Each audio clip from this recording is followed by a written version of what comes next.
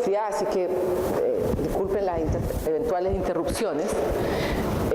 Voy a dar yo la perspectiva como global de esta actividad que nosotros hemos presentado en algún congreso y en el curso de verano que se organizó en enero por la facultad.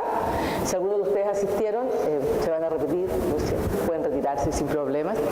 Pero lo que venimos a presentar en realidad son un conjunto de proyectos de investigación que nosotros como grupo de investigación en salud mental pública hemos venido trabajando en los últimos 8 años. ¿Ya?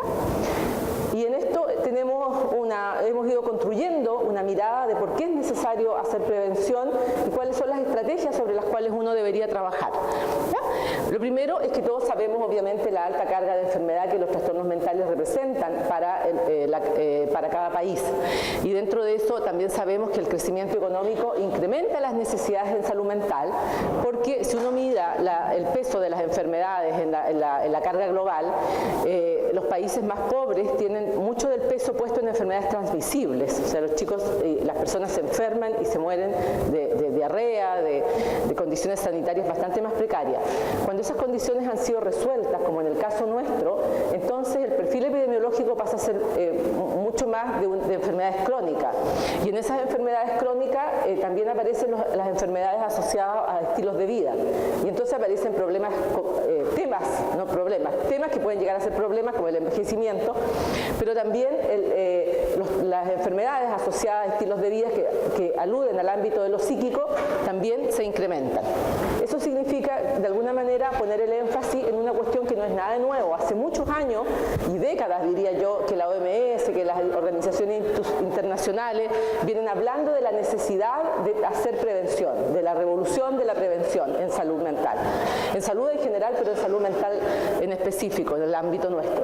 Y sin embargo, tenemos mucho mandato de hacer prevención, pero poco conocimiento respecto de qué es efectivo y qué funciona en términos de prevención. Y en esa perspectiva, en ese vacío, es donde nosotros nos hemos instalado diciendo tenemos posibilidades de investigar, tenemos capacidad de investigación y entonces vamos a trabajar antes de que los problemas aparezcan, pero también desde una perspectiva de salud mental, de salud pública. Estamos pensando en intervenciones que están dirigidas a la población en general.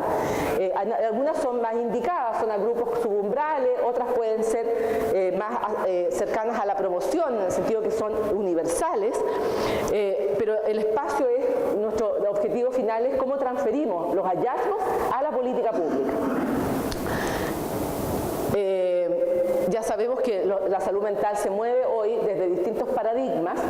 Intentamos, uno de nuestros grandes desafíos probablemente es hablar efectivamente de salud mental y no terminar hablando de enfermedad mental, que es lo que todo el mundo hace cuando a la segunda frase después de empezar a hablar de salud mental. Lo que está claro es que hay distintos niveles de acción, desde lo macro a lo micro, desde la perspectiva de la salud pública y de la población general, hasta la perspectiva del paciente. También está quedando cada vez más claro y hay más estudios respecto del peso de los determinantes sociales en el bienestar y hablamos hoy día de la promoción del bienestar y de la salud mental y de la prevención de los problemas y de los trastornos. Desde esa perspectiva hemos ido como un poco precisando más los conceptos, ¿no? Porque antes hablábamos de promoción y la promoción es una cosa genérica, universal, que se hace a todo el mundo, etcétera, que significa que nos da herramientas para poder seguir tan bien como estamos, ¿ya? Pero sigues y la prevención también estaba mucho menos precisada en términos de niveles de intervención. Y lo que buscamos en el fondo es cómo superamos el modelo biomédico que está puesto en el tratamiento, en la terapéutica, pero que sin embargo tiñe de alguna manera todos los otros ámbitos, ¿ya? Y cómo posicionamos intervenciones psicosociales, que es la perspectiva desde la cual nosotros trabajamos, para mantener el bienestar y para prevenir que ocurran ciertos problemas o que se presenten ciertos trastornos en la población. ¿Qué es lo que hay? Hay un consenso, como yo ya he dicho, sobre la relevancia de la prevención y de la promoción. Pero por otra parte hay conocimiento insuficiente que sustente la implementación, el desarrollo de intervenciones intervenciones, la implementación de intervenciones y el escalamiento de intervenciones. O sea, por una parte puede haber, por ejemplo, el mandato. Todos los que han trabajado en salud, en atención primaria, saben que a uno le dicen tiene que hacer prevención o tiene que hacer promoción, y uno va a una escuela y hace una charla o hace un taller, pero nadie le dice finalmente si eso funciona para algo o no, ¿ya? A eso nos referimos con la implementación y el desarrollo, qué tan efectivas son, y por otra parte cómo escalamos. Si tenemos evidencia efectiva, ese escalamiento supone también un análisis, cómo lo transferimos del pequeño espacio local a la política nacional, y eso pasa inevitablemente por estudios de costo-efectividad. ¿Qué tan efectivo es hacer prevención y cuánto te cuesta hacer prevención? Porque si haces prevención a un costo muy alto tampoco te va a servir mucho, ¿ya? ¿Dónde están las brechas de investigación? Primero, que la investigación sobre efectividad o sobre eficacia está concentrada mayoritariamente en países con altos ingresos. Que los hallazgos están más relacionados con la eficacia que con la efectividad. Y esto es relevante porque tú puedes tener muy buen resultado cuando pruebas una intervención y tienes todas las variables controladas, pero cuando tú traspasas, es lo que pasa con el programa de depresión en atención primaria. El programa de depresión está basado en el diseño que hizo Ricardo Araya con Graciela Roja para una terapéutica con X características, mujeres atendidas en 2 centros de atención primaria de Santiago. Está publicada en Lancet, es una referencia internacional porque es de lo poquísimo que hay publicado en términos de prevención, de terapéutica en atención primaria en países de desarrollo medio y bajo como éramos nosotros en ese tiempo. Ustedes saben que ahora somos países de alto ingreso, que solo sirve para pagar más caro los congresos porque el resto no ha mejorado nada. Pero una cosa es tener eso, y cuando ustedes ven la efectividad del programa de depresión en atención primaria, te preguntas realmente cuánto ha resuelto eso. Una cosa es que tratemos a mucha gente, y otra cosa es que realmente mejoremos, ¿ya? Y que la gente sea de alta. Ese escalamiento es complejo. Y lo otro que hay, la otra brecha, es que hay una necesidad de identificar qué es útil y para quiénes es útil, lo que en términos de diseño y de análisis de investigación se llaman procesos de moderación. ¿Y por qué es útil? Los procesos de mediación, ¿ya? ¿Qué es lo que sirve en realidad? Si yo hago un taller, ¿qué es lo que me sirve? ¿Me sirve el contacto social o me sirve la estrategia de aprendizaje que usé? ¿Ya? ¿Y cuáles son los desafíos? Primero, hacer una investigación culturalmente pertinente. Nosotros basamos nuestra investigación en búsquedas bibliográficas de lo que hay publicado, realizado, desarrollado alrededor del mundo, ¿ya? Lo que está publicado en buenas revistas, que de alguna manera es el metro que tenemos, nos puede gustar o no, pero es el metro que tenemos para ver calidad. Pero por otra parte, esto tenemos que adaptarlo a Chile, porque los elementos pueden ser distintos en términos de qué cosa considerar. Por ejemplo, intervenciones cognitivas conductuales, no vas a hacer intervenciones psicodinámicas. O mindfulness, para efectos tiene bastante evidencia de efectividad para algunas cosas específicas, ¿ya? El tema es cómo tú juntas esos elementos y lo empaquetas y lo entregas de una manera que sea culturalmente pertinente, ¿sí? Aunque utilices de base las mismas cosas aquí en la China o en Estados Unidos. Y lo otro es que necesitamos investigación con validez ecológica, o sea, que pueda ser generalizable, que se pueda transferir, que se sostenga en el tiempo y que además se pueda escalar a la política pública.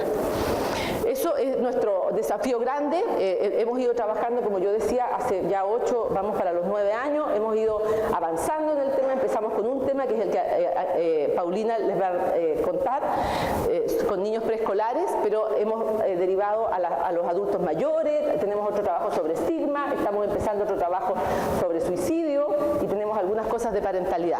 Pero nuestra idea es generar conocimiento sobre programas efectivos basados en el diseño, en la prueba y en la evaluación dirigido a poblaciones específicas. ¿Qué es lo que hacemos? Hacemos básicamente ensayos clínicos controlados, pero para definir eso, para hacer eso, para llegar al ensayo, tenemos que diseñar y evaluar programas y pilotearlos.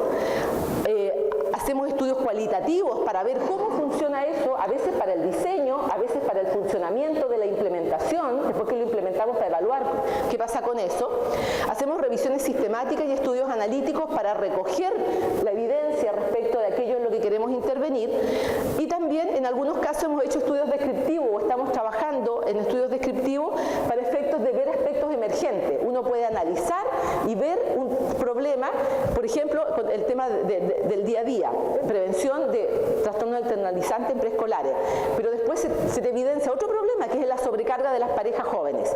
Entonces ahí hay un estudio que es descriptivo respecto de parentalidad en los adultos jóvenes de hoy. Eso va abriendo nuevas líneas de investigación. Hoy día nuestros temas centrales están ahí, de los que vamos a hablar hoy día. Niños, adultos mayores, estigma.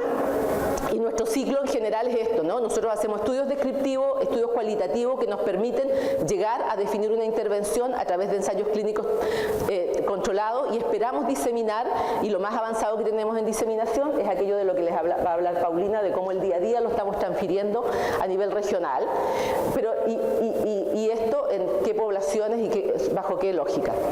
¿Cuáles son nuestros desafíos? Primero, construir un modelo conceptual de salud mental. O sea, todo esto va dando pie para que nosotros vayamos discutiendo, pensando, analizando, escribiendo cómo hablamos de salud mental sin tener que llegar rápidamente a los trastornos mentales, cómo articulamos los niveles macro, meso y micro, y esto tiene que ver con cómo nos vinculamos con otros sectores, tanto para la implementación como para poder entrar a los centros de atención primaria, por ejemplo, o a los jardines infantiles, como en el espacio pequeño, cómo obtenemos que el respaldo, que la trabajadora social del centro de APS nos apoye para poder contactar a los adultos mayores, ¿okay? O cómo nos vinculamos con Senama a nivel nacional para poder trabajar. Ahí hay una articulación que la verdad es que es necesaria, pero bastante desgastante.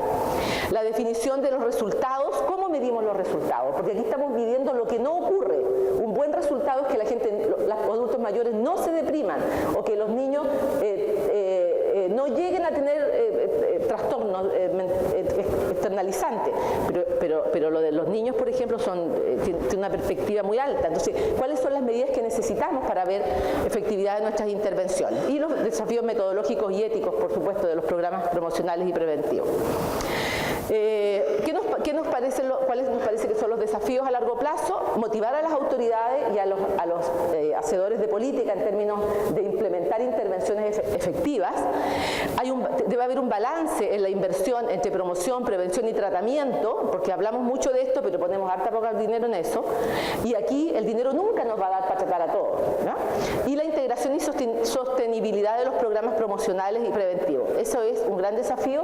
Tenemos hoy día un grupo grande de investigadores donde hay investigadores de esta facultad, del departamento, de médicos de familia, psicólogos obviamente, sociólogos, también tenemos una periodista, trabajadores sociales y bastantes tesistas que son un punto importante. Así que también un desafío para nosotros aquí es mostrarles lo que hacemos, por si alguien se puede interesar. Siempre estamos en la búsqueda de nuevos investigadores. Paulina. A todos y a todas, muy buenos días. Yo les he hablado, no sé si ustedes han estado, pero yo les he contado esto mismo, entonces voy a tratar de ir muy rápido en la primera parte porque algunos pueden no haberlo escuchado. Entonces, de todas maneras, voy a hablar un poco de lo que es el programa Día a Día UDEC, de los resultados que hemos obtenido al implementarlo y de la etapa actual, que es la de transferencia. El programa nace de la revisión, como les decía Sandra, de diversos programas de entrenamiento parental, de la evidencia internacional. Nosotros en un primer momento intentamos adaptar un programa norteamericano, el Incredible Years, y lo probamos entre 2009 y 2011. Eso nos llevó a ver que no era culturalmente pertinente, por mucho que fuera un programa norteamericano que tenía traducción, porque tiene mucha población hispanoparlante en Estados Unidos, pero no funcionó bien acá en Chile. Y eso nos llevó a un Fondesit en que diseñamos un programa día a día, es el nombre que le hemos puesto a este programa para prevenir trastornos de conducta en niños a través del entrenamiento en prácticas parentales con madres, padres y cuidadores. Entonces diseñamos nuestro día a día propio, que en ese primer momento tenía 10 sesiones y tuvimos buenos resultados prometedores, y eso nos llevó a evaluar la efectividad del programa reducido ya a 6 sesiones, porque nos dimos cuenta que era importante tener intervenciones más breves que permitieran que los participantes adhirieran, si no a todas las sesiones, a la mayoría de ellas. Y ahí tuvimos muy buenos resultados en la versión del FONDEF entre 2015 y 2016, y llegamos a la etapa actual de transferencia y escalamiento, que es la que yo dirijo actualmente.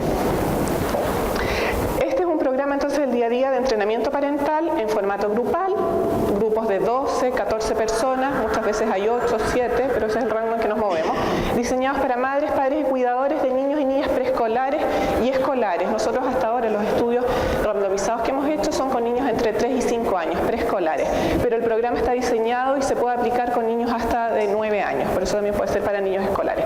Es un programa promocional y preventivo de tipo universal. ¿Y cuáles son los componentes de este programa? Nosotros tenemos 3 ejes que son, por una parte, el fortalecimiento de la relación entre madres, padres y cuidadores de niños y niñas, un medio estable, predecible y atento a las necesidades que tienen los niños y niñas, y por último las estrategias de disciplina positiva. Y en esos 3 ejes están estos distintos componentes: jugar, el juego dirigido por niños y niñas, la comunicación afectiva entre padres, madres, cuidadores y los niños y niñas. Eso es clave para fortalecer esta relación entre ellos. Dar órdenes, establecer rutinas y establecer transiciones para pasar de una actividad a otra es clave en este medio estable, predecible y atento a las necesidades del niño, así como prestar atención a aquellas cosas que queremos ver, no centrarnos tanto en el castigo, sino que poner atención a lo que queremos ver, a las conductas que queremos fortalecer. Y finalmente, estrategias de disciplina positivas que tienen que ver con este tercer eje. Y ahí estamos hablando de programas de refuerzos, incentivos, tiempo fuera, consecuencias lógicas y naturales. Ahora, ¿cómo nos fue al implementarlo? Nosotros lo que hicimos fue un ensayo clínico aleatorizado. Invitamos a 674 participantes en reuniones motivacionales que hacíamos en los distintos establecimientos. Nosotros trabajamos con Integra, Junji, escuelas municipales y colegios particulares subvencionados. De ellas, 416 consintieron participar en el estudio y 332 personas completaron la evaluación pre-tratamiento o pre-intervención. Y ahí lo que nosotros aplicamos fue el cuestionario parentalidad de Alabama, un listado de conductas hostiles, escalas de clave de crianza interactiva. Ese es un instrumento observacional en que mirábamos la interacción entre mamá habitualmente y niño o niña en 10 minutos de juego, y después se evaluaba esa interacción por personas que están entrenadas para evaluar en función de lo que establece ese instrumento. La escala de evaluación parental, el inventario Eiber del comportamiento de niños y niñas, y la subescala de ánimo depresivo, el inventario de problemas conductuales y socioemocionales de niños y niñas. Además, nosotros teníamos pautas de evaluación por sesión y en el taller, pero evidentemente estos primeros cuestionarios o instrumentos son los que se utilizaron en la evaluación pre-tratamiento. De ahí fueron asignados 178 participantes al grupo experimental y 154 al grupo control, que recibieron la intervención, pero después, al año siguiente, por razones éticas, para recibir de todas maneras la intervención que nosotros sabemos que funciona. Pero cuando fueron evaluados post-intervención, la intervención se había hecho solo con este grupo y no con ellos. Y aquí están las personas que participaron al menos una sesión y las que no asistieron a ninguna sesión. Estas cifras, que son aproximadamente un tercio de las personas que son evaluadas y que acceden a participar, es una cifra que uno la puede mirar alta, pero que es bastante buena para estudios de prevención. Es gente que está siendo convocada a asistir para prevenir algo que puede suceder en el futuro, pero su niño o su niña no tiene nada actualmente. Entonces implica dedicar todas las semanas 2 horas de tu tiempo, dejar de hacer otras cosas para venir a algo por si acaso, por si las moscas. Entonces nosotros hemos desarrollado una serie de mecanismos para fortalecer la adherencia, y estos resultados son buenos, porque hemos visto intervenciones con 50 o 60% de deserción, de participantes que no asisten a ninguna evaluación, a ninguna sesión. Bueno, y después 294 personas completaron la evaluación post-intervención. Y aquí tenemos los resultados. Voy a pasarlos todos y espero no pasarme de diapositiva, y si no retrocedo. Y nosotros tenemos los resultados desagregados por dos tipos de evaluación: la intención de tratar y por protocolo. Nosotros aquí comparamos a todas las personas que fueron asignadas al grupo experimental, independiente de que no hayan asistido a ninguna sesión, con las asignadas al grupo control. Y nosotros aquí encontramos muy buenos resultados en cuanto a involucramiento parental. Las personas asignadas al grupo experimental se involucran más. En cuanto a trato inadecuado y castigo físico, tienen menos conductas de trato inadecuado y castigo físico que las asignadas al grupo control. En cuanto al comportamiento disruptivo, estas madres y padres creen que sus hijos tienen menos comportamientos disruptivos después de haber participado en el grupo que aquellos que no participaron, y se preocupan preocupan menos por aquellos comportamientos que tienen, le dan menos importancia a cosas que antes le parecían más graves, ¿sí? Y por protocolo, esto significa la dosis que nosotros establecimos en el protocolo es de al menos 3 sesiones del programa, que tiene 6 sesiones. Tenemos cambios en todas estas medidas. Se involucran más, la inconsistencia parental se reduce el trato inadecuado y el castigo físico, la interacción materno-filial es mucho mejor, el comportamiento disruptivo se reduce y la preocupación que le genera dichos comportamientos también se reduce. En términos de lo que tenía que ver con interacción materno-filial, ¿verdad?, que mejoraba, ahí está especificado qué es lo que mejora. Mejora solo por protocolo, ¿verdad? Y tiene que ver con que las madres permiten que los niños tomen la iniciativa, niños y niñas sean capaces de tomar la iniciativa, adaptan sus estrategias a las necesidades de niños y niñas, dan instrucciones de apoyo a sus niños y sus niñas y los alientan, ¿verdad?, en la situación de juego, que es lo que se observaba. En síntesis, nosotros vemos que en términos de prácticas parentales, el involucramiento parental, el trato inadecuado y castigos físicos se modifican por intención de tratar y por protocolo los mismos, más las prácticas inconsistentes, las interacciones materno-filiales en situación de juego. Y los comportamientos disruptivos de niños y niñas y la preocupación que le generan a sus cuidadores o cuidadoras se reducen tras la intervención, tanto por intención de tratar como por protocolo. O sea, son muy buenos resultados. ¿Y en qué estamos ahora? Nosotros estamos en una segunda etapa cuyo objetivo general es transferir los conocimientos de este programa día a día a profesionales vinculados a la infancia, específicamente a través de JUNAEP, de su programa Habilidades para la Vida y de Fundación Integra, que son nuestros socios en esta segunda etapa. Nosotros hasta antes, en el FONDESIP y en el FONDEF, primera etapa, nosotros capacitábamos a personas, a nuestros facilitadores para que ejecutaran el taller. Nosotros ahora estamos capacitando a los profesionales de Integra y de JUNAEP para que quede como una capacidad instalada en dichas instituciones, ¿sí? Asegurando entonces la efectividad e instalar capacidades que faciliten el escalamiento a nivel país. Nosotros lo estamos haciendo en la 8ª región, ahora lo estamos haciendo en la región de Biobío y Ñuble, porque entre que postulamos al proyecto se creó la nueva región, así que ahora ya es de 2 regiones, pero no fue la intención, fue hacerlo en esta región, ¿verdad? Y la idea es escalar. Entonces, para ello nosotros estamos habilitando a los equipos regionales de estas 2 instituciones, dejando esa capacidad instalada.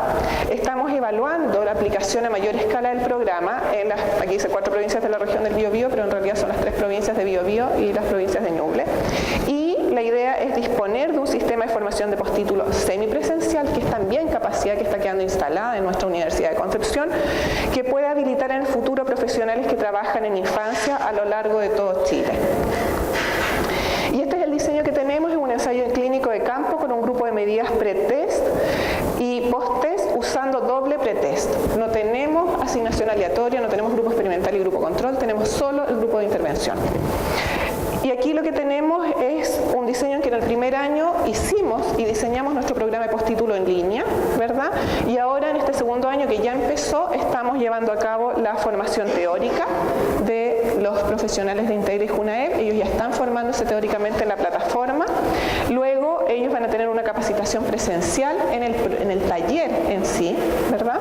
Después van a tener una evaluación de desempeño para ver si son capaces de ejecutar el taller como lo ejecutaría una persona que adhiere, que sigue fielmente el manual de intervención, y de ahí van a aplicar el programa en 2 grupos cada uno, en las escuelas en que trabaja Habilidades para la Vida y en los jardines de la red Integra, ¿sí? Y tenemos 2 evaluaciones porque ellos van a comparar el pretest 1 con el pretest 2 en que han pasado 2 meses con el post-test que viene después de la aplicación del taller, que dura aproximadamente 2 meses. Entonces esa va a ser la medida de cambio. Este es el modelo de masificación, ¿verdad? Nosotros generamos este programa de postítulo, nos aliamos con los ejecutores de Habilidades para la Vida de JUNAEP y con los equipos regionales territoriales de Integra.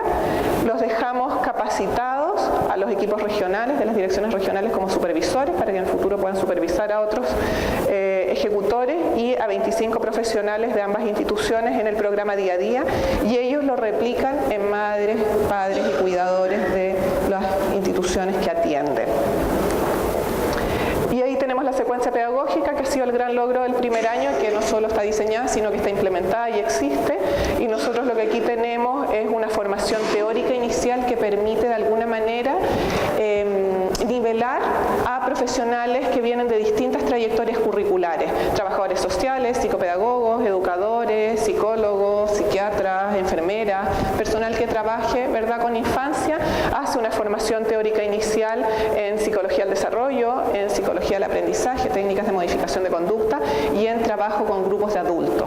Y tras esta formación teórica que haces desde tu casa con tu computador, vienes a una capacitación en el programa que dura 4 días, te capacitas en el programa, haces una evaluación de desempeño que puede ser presencial, puedes venir a que te evaluemos acá como lo haces en una sesión o puedes mandarnos un video por la plataforma de aprendizaje y luego ejecutas los 2 grupos con supervisión de nosotros como equipo de investigación.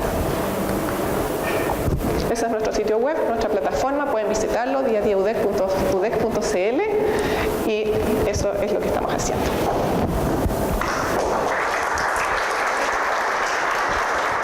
Bueno, yo les voy a presentar lo que corresponde al proyecto, al Fondesit, que lo denominamos igualmente y que su objetivo es implementar y evaluar un programa de disminución de estigma hacia personas con diagnóstico de trastorno mental grave en profesionales y técnicos de atención primaria en salud. Bueno, este proyecto, su objetivo general, como se plantea acá, ¿cierto?, es efectivamente diseñar, implementar y evaluar un programa de intervención para disminuir básicamente lo que son las actitudes negativas y la distancia social que se genera hacia las personas que presentan trastorno mental grave y orientado a los profesionales y técnicos de la salud mental que en este caso son del ámbito de la atención primaria de salud. El trasfondo teórico, ¿cierto?, está basado en el modelo ecológico, considerando que existen algunos aspectos relacionados a los sujetos en términos de cómo perciben, cómo ven el tema del trastorno mental, cómo se relacionan, ¿cierto? Algunos elementos de nivel intergrupal como elementos sociales, de cierto modo, participan en esto, y a nivel organizacional, ¿cierto?, de cómo también los aspectos culturales, el liderazgo, la forma de funcionar de estos dispositivos pudiesen tener alguna relación también en la forma en cómo se entrega el servicio, cómo se trabaja con las personas. Por lo tanto, el método de este proyecto es básicamente un ensayo clínico aleatorizado que cumple un poco todos los niveles que indicó Sandra en un momento, ¿cierto?, de partir primero con un estudio de carácter cualitativo en esta investigación. Luego el estudio cuantitativo, que es la aleatorización por estratos, ¿cierto? Se trabajó finalmente con 13 CESFAM de Concepción y de Talcahuano y un total de 345 personas que son profesionales y técnicos de la APS, ¿ya? Llegando al final a establecer un grupo experimental de 168 sujetos y un grupo control de 177. ¿Qué instrumentos se ocuparon para este estudio? Bueno, básicamente fue la escala de actitudes comunitarias hacia la enfermedad mental, la CAMI, que es una versión adaptada en Chile y que se aplicó a esta población. La escala de distancia social, que también es una versión que está adaptada en Chile. La escala de actitudes del personal de salud hacia trastornos mentales, la EAPS, que está basada en la MICA, que es un instrumento que está traducido, trabajado en el español y que actualmente es parte del desarrollo que yo estoy realizando en la tesis doctoral como adaptación para Chile, y la escala de autorreporte conductual, que fue confeccionada a propósito de los focus group que se realizaron con los profesionales y con los usuarios y que se utilizó también en este proyecto. Y obviamente que una ficha de información general para recolectar la información básica de los profesionales.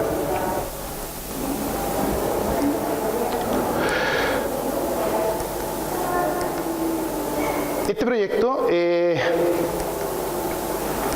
ya se encuentra en la fase, en el tercer año, ¿ya? Pero voy a dar cuenta efectivamente de todo el proceso que se fue realizando durante los 2 primeros años. Primero fue el diseño del programa, que implicaba una evaluación cualitativa del personal de salud y las personas con trastorno mental grave, ¿ya? Luego se hizo una revisión de intervención educativa y de contacto, toda la información que existía en la literatura. Diseño del programa de intervención y aplicación del programa piloto, se hizo un pilotaje de este estudio y luego se pasa a la fase de reclutamiento e intervención, que era básicamente rediseñar el programa a partir de esta aplicación piloto, Luego el proceso de invitación y de trabajo directo con los profesionales y técnicos de la APS. Una vez ya contando con los centros, con la aprobación de los centros y la aprobación también de los propios profesionales, lo que se hizo fue la aleatorización de estos 345 sujetos y se hace una evaluación pre-test ocupando los instrumentos mencionados anteriormente. Se establece un grupo control y un grupo experimental, ¿cierto? Acá se realiza la aplicación de la intervención y luego en ambos grupos la aplicación post-test. Y esto considera entonces ya en este tercer año la evaluación de seguimiento a 4 meses de la aplicación de la intervención y luego obviamente la difusión de resultados que se están obteniendo en este minuto sobre este proyecto.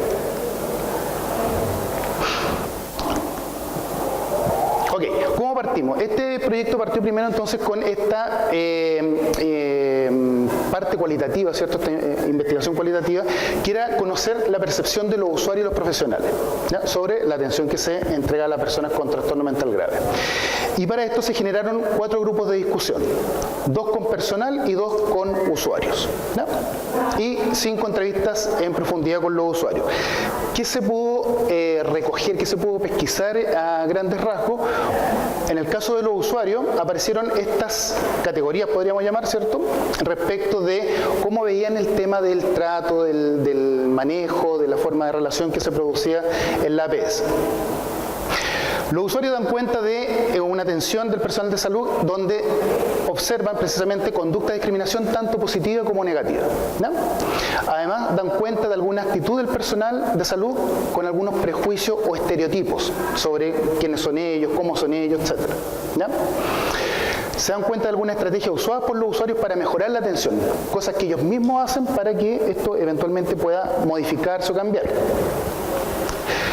Dan cuenta de la burocracia del sistema de salud, ¿no? Que lo comparan un poco entre la atención primaria versus la atención más especializada. Aparece también aspectos relacionados con la expectativa en la relación entre el funcionario y el usuario, en términos de cómo ellos enfrentaban, por ejemplo, el tema de la atención. Se ponían más dóciles para que los pudieran tomar en cuenta, cumplían de cierta manera el rol que se esperaba de ellos. Eran las cosas que ellos mismos mencionaban en esta parte cualitativa. Aparece también la condición de autoestigma por parte de las propias personas. O sea, ellos mismos se dan cuenta de que se autoestigmatizan frente a la situación de atención o de trabajo con ellos. Y dan cuenta también de la necesidad de formación ético-profesional en salud mental, o sea, el rol esperado en ese aspecto. Por otra parte, ¿qué pasó con los profesionales? Los profesionales dan cuenta de una determinada forma o cultura en el trato en el CESFAM o SECOF hacia personas con diagnóstico de trastorno mental grave. Hay algo ahí en la cultura, en la forma de trabajar, que da cuenta un poco de cómo se presenta el trabajo y cómo se atiende a estas personas en particular.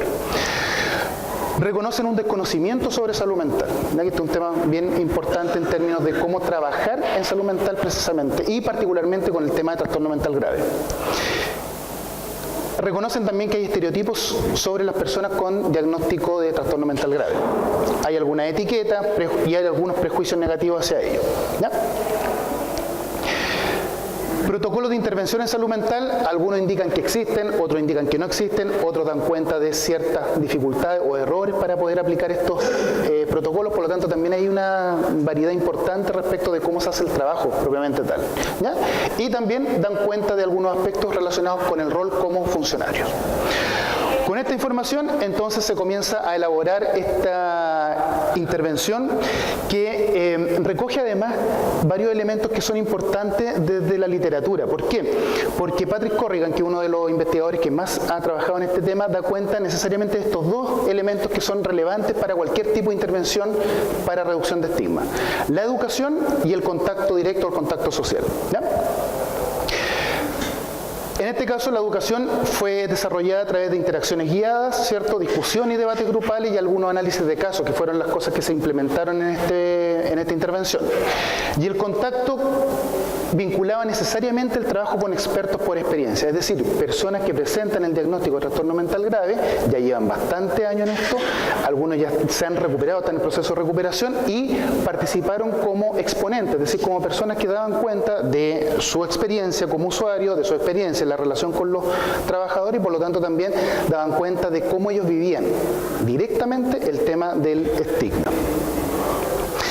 Y además se agregó un tema sobre desarrollo de habilidades que eran básicamente a través de juegos de roles participativos, se hicieron algunos ejercicios y dinámicas y algunos trabajos grupales y de autoanálisis sobre la forma en cómo se trabaja, cómo se vincula directamente el tema con el trastorno mental grave. ¿Ya? Entonces, la estructura de este programa fue de 6 sesiones grupales de 2 horas de duración semanalmente, ¿ya? Durante 6 semanas se hicieron estas reuniones que duraban 2 horas y que se establecían de común acuerdo con los profesionales, con los técnicos y con la dirección también, y se hacía este trabajo semanal. Además, se consideraron 2 reuniones con directivos y con la autoridad del CESFAM, básicamente para el trabajo de sensibilización y seguimiento. Plantear un trabajo externo que va a incluir a los profesionales durante 2 horas semanalmente no era fácil, entonces era necesario poder trabajar con ellos y poder plantearle un poco de qué se trataba esto y también tener la facilidad para que ellos pudieran participar. Y se trabajó también con facilitadores y cofacilitadores, es decir, se entrenaron a psicólogos, ¿cierto? Y se trabajó en conjunto con este experto por experiencia. Se hacían estas duplas donde había un profesional, en general psicólogo, y una persona que era experto por experiencia que presentaba también su vivencia. Entonces, ¿de qué se trataron las sesiones con el personal de salud? Como el programa se llamaba igualmente, el comité creativo dijo, bueno, vamos a generar entonces un nombre particular para cada una de las sesiones. Entonces, la primera sesión es En tu mente, ¿ya? Que es básicamente ver el tema de estigma hacia personas con trastorno mental grave, esquizofrenia y ver los mitos que se establecían o que existen basado en el tema del trastorno mental grave. La segunda sesión está relacionada con el tema de la empatía, por lo tanto se llamó Empáticamente, ¿ya? Y era ver básicamente las consecuencias de la estigmatización hacia personas con trastorno mental grave. La tercera sesión era ver el estigma en el ámbito del sistema de salud, por eso se conoció como Profesionalmente, ¿ya? Luego fue incluir algunos elementos del trato humanizado como estrategia de reducción de estigma y fue el Humanamente. Luego se entregaron algunas estrategias de comunicación hacia personas con el trastorno mental grave, hábilmente, ¿ya? Y finalmente era la integración de todo aprendido, todo esto trabajado, ¿cierto? Y la posibilidad de desarrollar un protocolo de trato humanizado, por lo tanto era el sustentablemente, ¿ya? Esas eran las 6 sesiones que se desarrollaron semanalmente, ¿ya? Luego de esto se planteó la necesidad de, estaban estas reuniones con los directivos, que eran presentar el programa y sensibilizarlo sobre el tema, ¿no? Porque como les decía, no es fácil entrar con este tema, es bastante nuevo, por lo menos en Latinoamérica, en Chile en particular, ¿cierto? Entonces era la necesidad de la sensibilización. Y luego establecer alguna forma de dar continuidad al programa, ¿no? Porque en definitiva se entregaban estas herramientas, se podía observar, digamos, este tema, se sensibilizaba a la gente, pero era como, bueno, continuamos con este proyecto.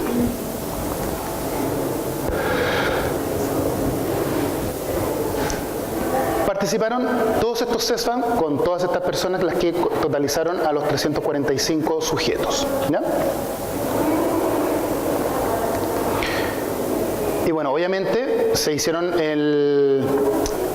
el grupo experimental, grupo control en el tiempo 1, luego viene el tiempo 2 de la posintervención y luego el seguimiento que ha ido de cierto modo reduciéndose en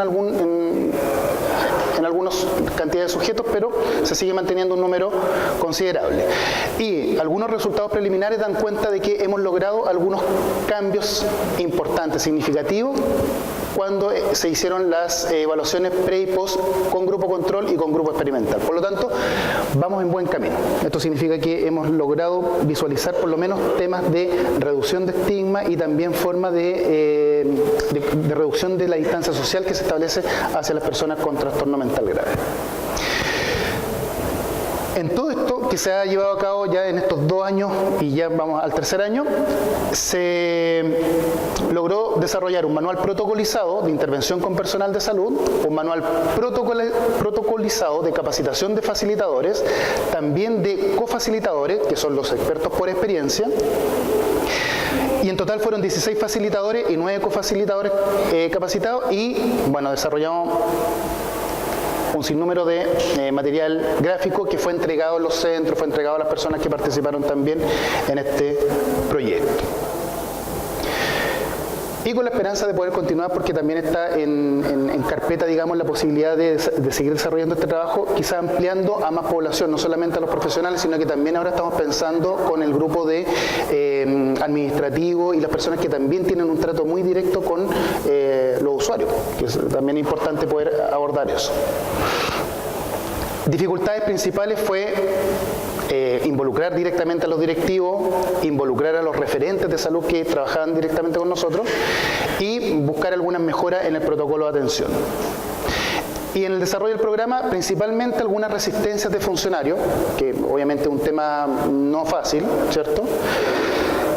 Intentar involucrar más a los cofacilitadores, que en algunos casos quedaban un poco con poca participación y por lo tanto la idea ahora es poder dar una participación más amplia y el tema del autoestigma de los cofacilitadores, que ellos también ya lo tienen incorporado, por lo tanto también es un tema que hay que considerarlo en términos de la forma de aplicar y la forma de intervenir con ellos. Y bueno, este es el equipo de investigación que ha estado desarrollando este proyecto ya en estos 3 años. Muchas gracias.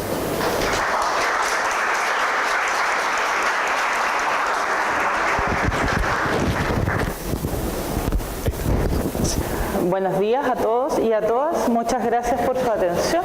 Les pido los últimos 10, espero, minutos de paciencia y de colaboración. Queremos presentarles el último de nuestros proyectos, que es el Vida Activa, que lo dirige la profesora Sandra Saldivia, y es un programa destinado a la prevención específica de la ansiedad y de la depresión en adultos mayores, que también estamos ya comenzando nuestro 3er año de trabajo. Esta es un poco la tabla de lo que les voy a mencionar.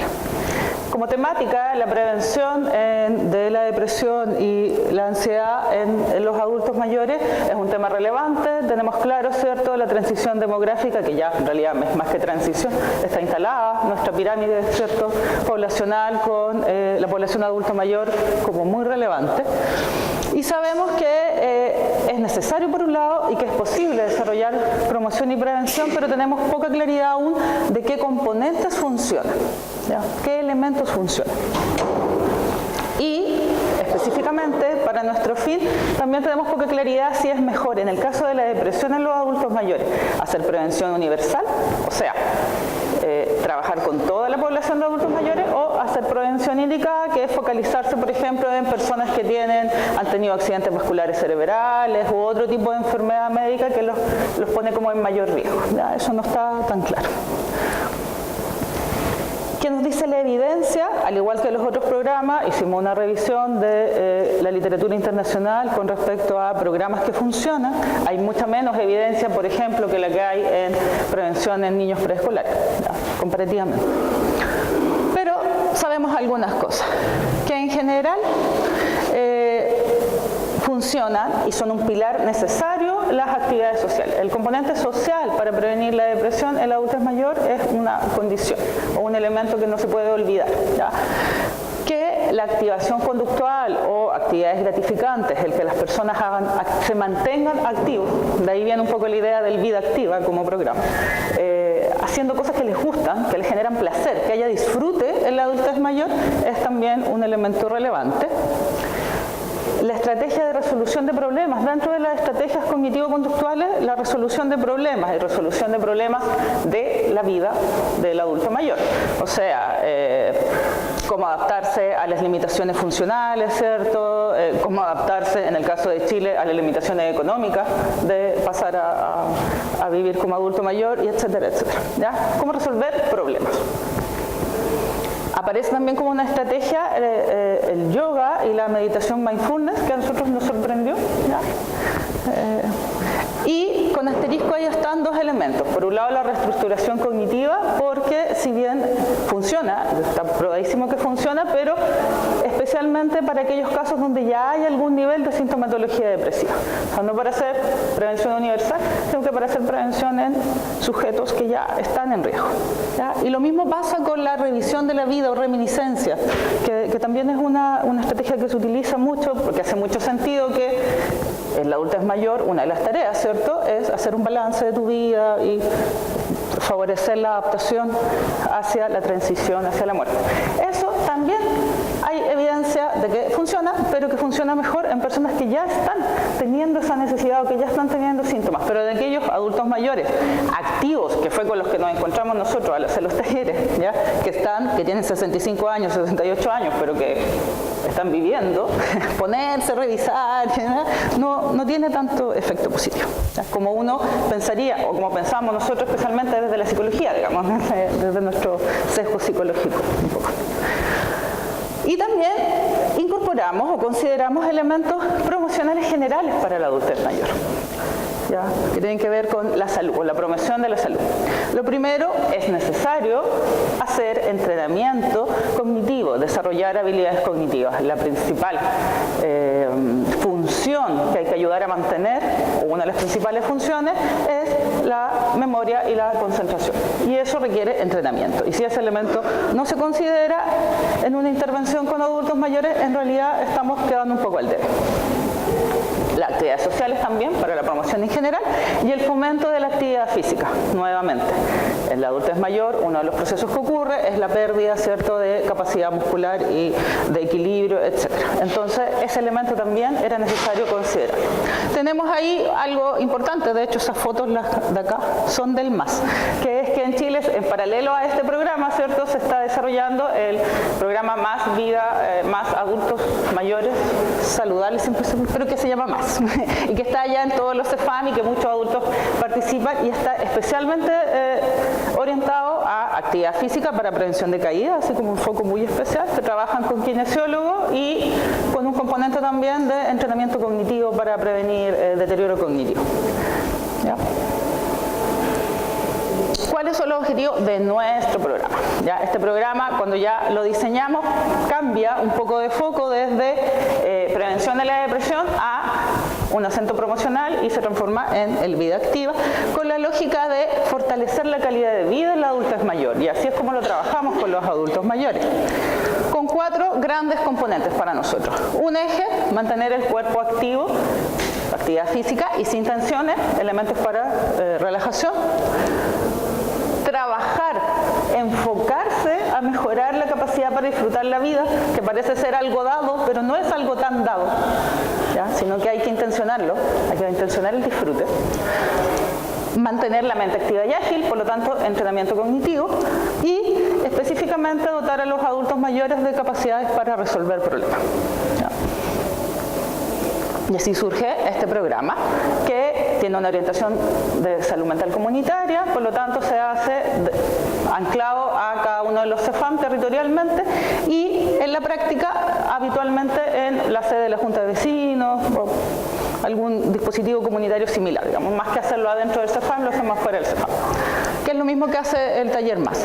Es una intervención grupal que dura 12 semanas. Una de las cosas que muestra la evidencia es que en adultos mayores, para que una intervención tenga resultados, tiene que durar por lo menos 3 meses o 12 semanas, porque menos que eso, por las dificultades de memoria, a diferencia de lo que pasa con los adultos o los niños, el aprendizaje no se va a sostener en el tiempo. Entonces sabíamos que teníamos que estar ahí 12 semanas, lo que es un gran desafío para un programa preventivo, porque requiere muchos recursos y lograr para la adherencia, etc.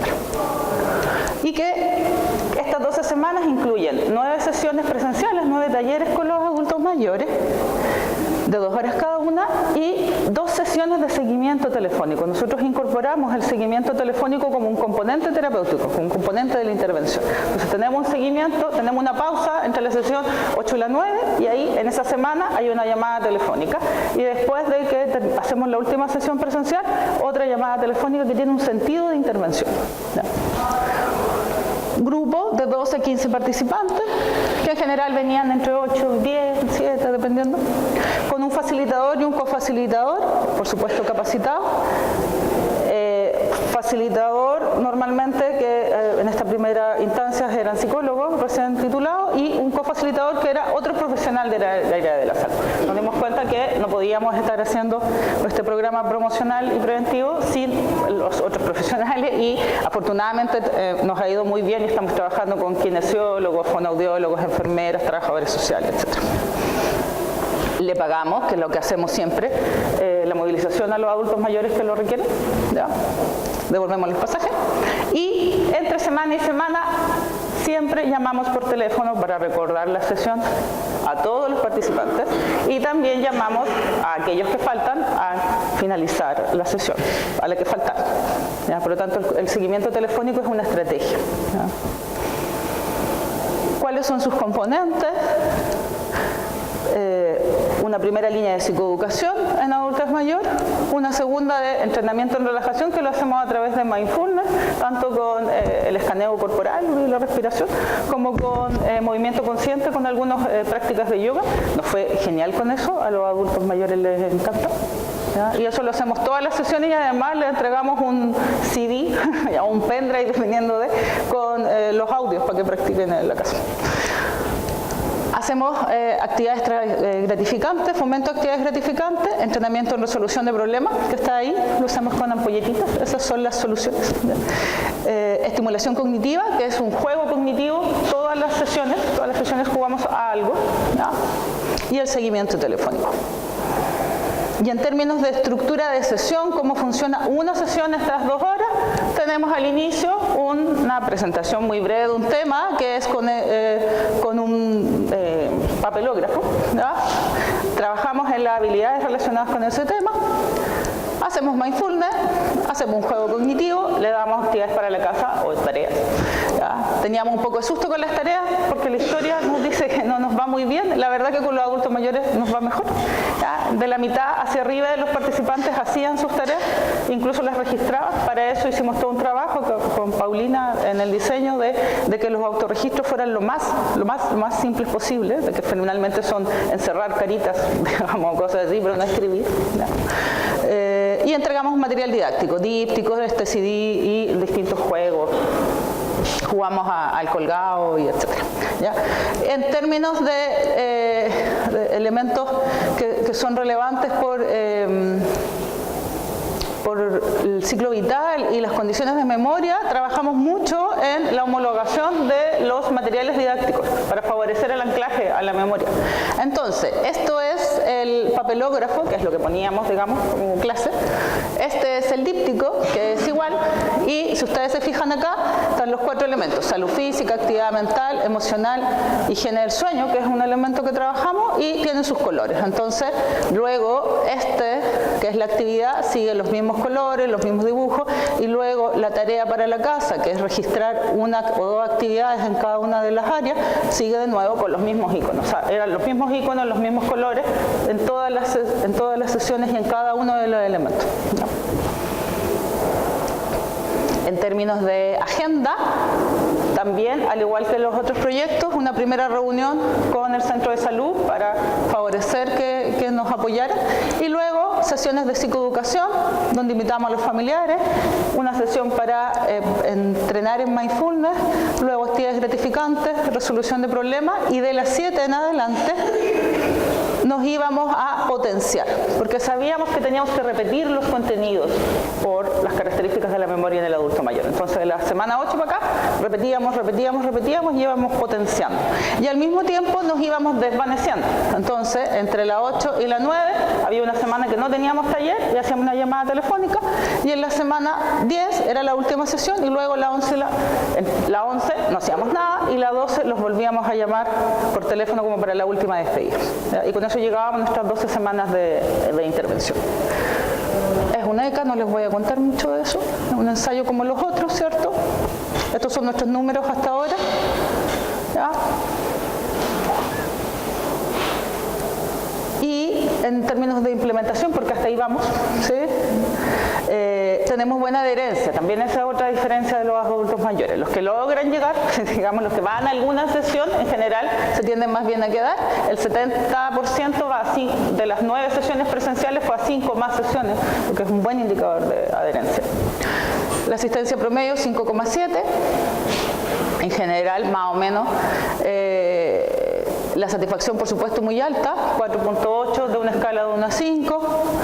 El 99% recomendaría el taller, el 92 al 99% está satisfecho con cada uno de los elementos del taller, cuando ellos evalúan el taller elemento por elemento.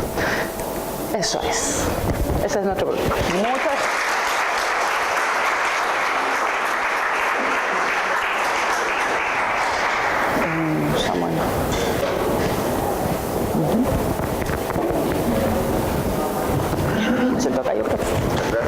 Sí.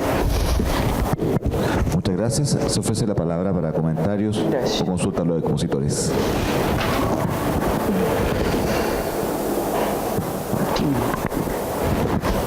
Sí, en primer lugar, felicitar a todo el equipo. Es un gusto y un honor ver este nivel de trabajo, esta seriedad en la planificación, la responsabilidad en la ejecución, y sobre todo una cosa que posiblemente en la academia nos quedamos muchas veces atrás, que es cómo hacemos que estos productos tengan un impacto en la vida de la gente. Y es ahí donde yo sueño, posiblemente ingenuamente, de un segundo nivel de escalamiento, que es, una vez que esto se hace políticas públicas, cómo lo convertimos también en estilo de vida. Estaba pensando específicamente que cuando Paulina describía los ejes y los contenidos del plan de prevención de las conductas realizantes en niños, de lo único que estaba hablando era de crianza normal. O sea, cómo hacemos para que efectivamente construyamos una sociedad donde lo normal sea criar a los niños como se le enseña a los padres a criarlos en el taller. Yo creo que ese lo llamaría yo como el escalamiento 2.0. Tengo un par de, muchas dudas puntuales, pero un par de cosas. Alexio, cuando miden el impacto de la intervención, ¿en quién la miden? ¿Miden en la percepción de los mismos profesionales, de los funcionarios, o miden en grupos de usuarios si perciben un cambio en el quehacer ¿cómo hacen eso?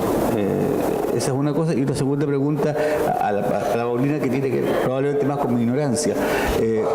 Cuando miden intención, el efecto de intención de tratar, la idea es demostrar que la intervención es potente en sí, aunque no toda la gente vaya. ¿Eso es como lo que se persigue?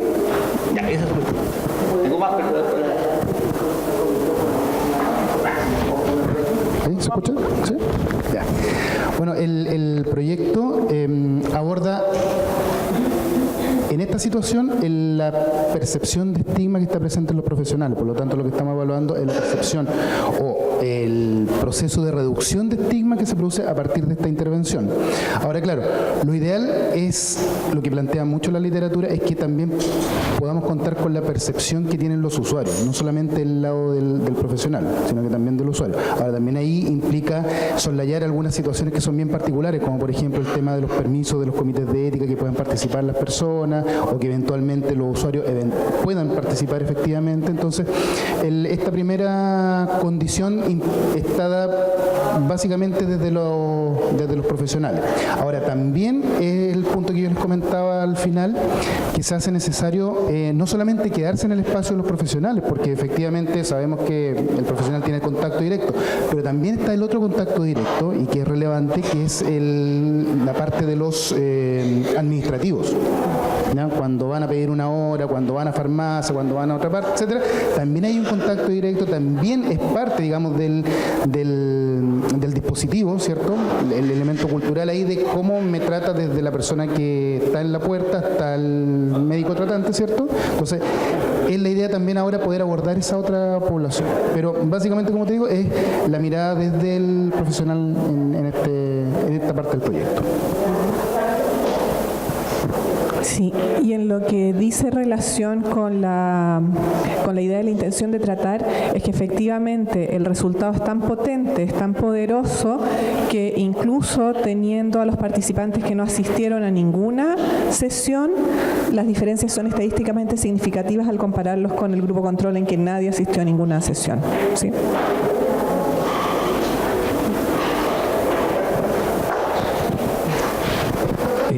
Me sumo a lo que dice Mario Valdivia, a las felicitaciones. Realmente me parece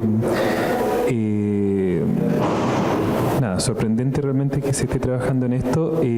Al trabajar acá ya un buen tiempo, nosotros sabemos que recibimos o tratamos de reparar muchas cosas que en distintos momentos se podría haber hecho algo, ya desde los dispositivos de salud, desde la prevención de infancia, desde los jardines, desde educación, etcétera.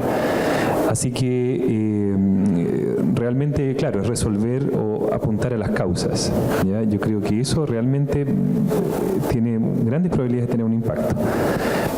Al escuchar, se me viene un poco una duda que no sé exactamente para quién, pero tiene que ver con las poblaciones que trabajan como los grupos de estudios que ustedes tienen, que la mayoría son voluntarios, ¿ya? Entonces, en general el voluntario o tiene un interés o detecta alguna leve falla o área a trabajar, pero está un grupo que quizás él es el que no reconoce que tiene alguna dificultad, es el que no está motivado, que también probablemente es una población índice con un cierto riesgo, ¿ya? Y que quizás lo que trabaja Alexis no se puede escapar, ese es cierto porque está ahí, pero quizás en los otros proyectos puede no participar. ¿Cómo ustedes están tratando de ver alcanzar a esta población? Gracias.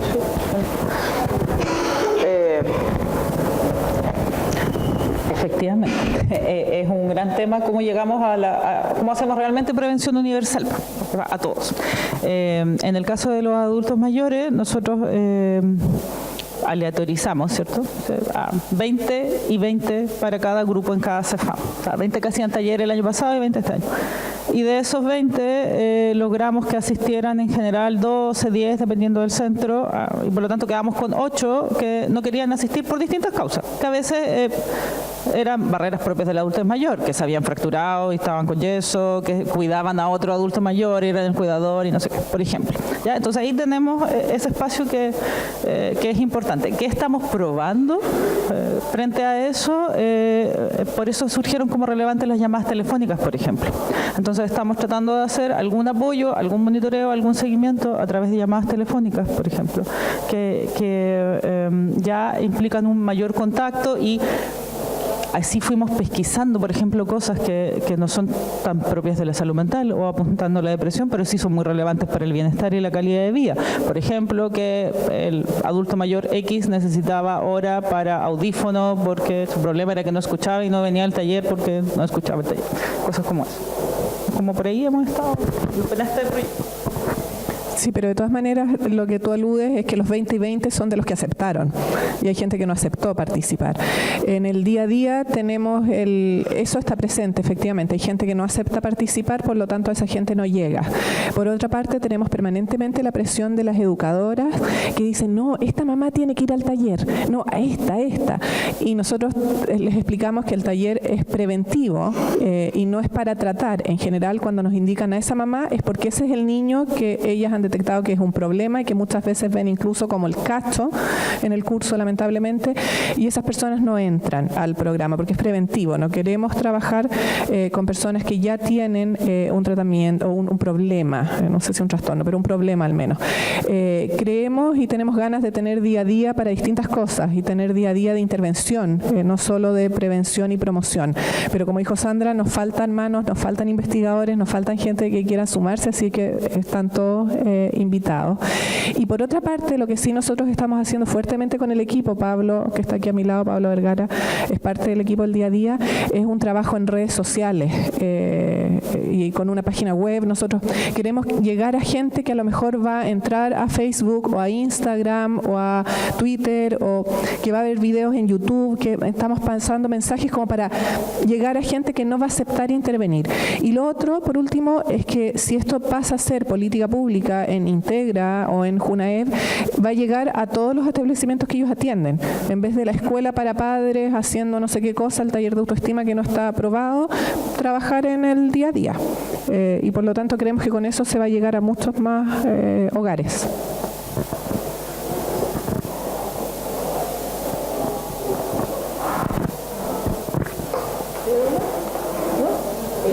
¿Puedo decir una cosita al final?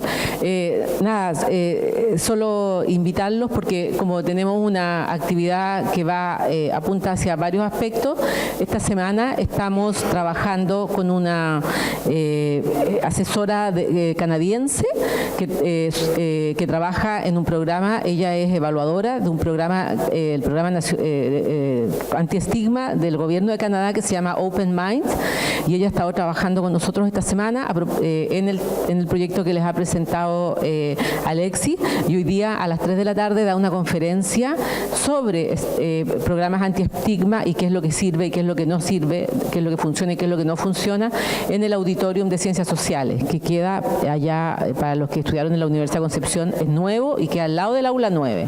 ¿Ya? Así que están todos invitados, así como están invitados a actividades de difusión, como desde las redes sociales hasta algunas conferencias que abrimos siempre. A las 3 de la tarde, lo de hoy día. Muy bien, muchas gracias por su asistencia y participación.